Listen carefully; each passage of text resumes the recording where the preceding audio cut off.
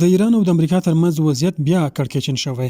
د امریکا او د ایران ترمنځ تر لومړي دور ناکامو مذاکراتو او دوونیز اوربند وروسته تمې وي چې دوهم دور خبرې به هم وشي، خو ښکاري چې وضعیت بیا کړکېچن او د جګړې پر طرف تلونکی دی. د تصنیم ایراني رسنۍ د خبر په اساس تهران واشنګټن ته د پاکستان په واسطه د دوهم دور خبرو په اړه د رد ځواب لیږلی دی.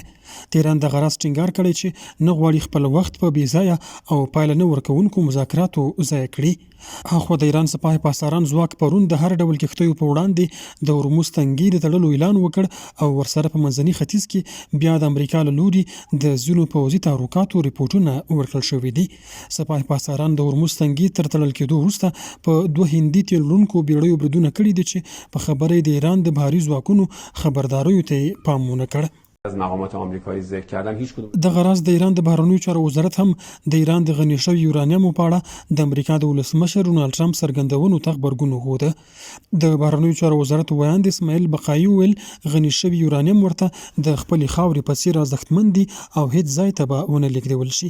نوموړي ټینګار کړی چې امریکا ته د ایران د غني شوي یورانیمو د لیږدول کېدو خبره په مذاکراتو کې نه ده مطرح شوې.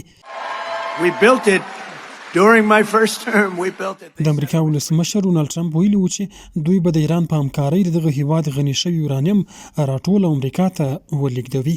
خو دا چې ولې بیا د ایران او د امریکا ترمنځ شته وضعیت د مذاکراتو پر ځای د جګړې پر میدان بدلیدونکی ښکاري، د چارو شنونکی ښاغلی روح الله هوتکی په اړه وایي.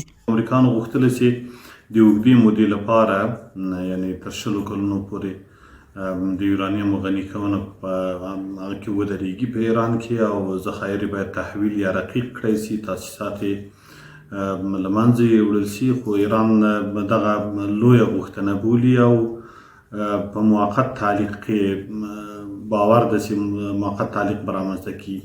نو دا وضعیت ځکه په همدغه طرف باندې د لا هم یقیني نه ده چې حل کېدو ته تللی وي.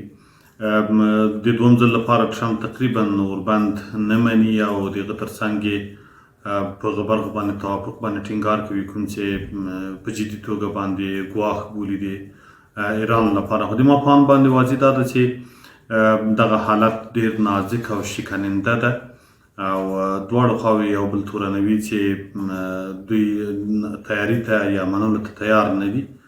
بله مهمه نقطه د ایران د هغه درد مسله ده چې په تمام معنا باندې ورته رسېدلی ده.